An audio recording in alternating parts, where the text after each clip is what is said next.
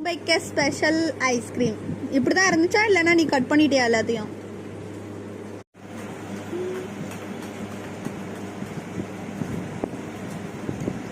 ஆனால் ரொம்ப கட்டி பரப்பாக இருக்கனால பயங்கர சளி பிடிக்கும். ஆனால் அப்பவும் நம்ம கேட்கறது கிடையாது, எல்லாம் போட்டு தள்ளிடும். பாவப்பட்ட மூஞ்சி மாதிரி உட்காந்துருப்பான், தராமல் ஒத்தையில சாப்பிட்டதால அப்படின்னு பார்த்துட்டே இருப்பான். நம்மளுக்கும் மனசு கேட்காது, அதனால கொடுத்துடணும். இல்லைன்னா மாறைய பார்ப்பான், தருவாளா மாட்டாளா. ஆக்சுவலாக அவங்களுக்கு ஐஸ்கிரீம் நம்ம ஸ்வீட்டு கண்ணன் கொடுக்கக்கூடாது, என்ன செய்யறது, பாவமாக இருக்கும். அதனால் கொஞ்சோண்டி ஒரு ஆசைக்கு அவனுக்கும் லைட்டாக தின்னு தொலைச்சிட்டு வலிச்சு நக்கிட்டு போ. அதை நீங்களே சாப் பண்ணிடுங்க அப்படியே, சரியா? நல்லா வலிச்சு நக்கிறீங்க, இல்லைன்னா கீழே பிசு பிசுன்னு ஓட்டும்.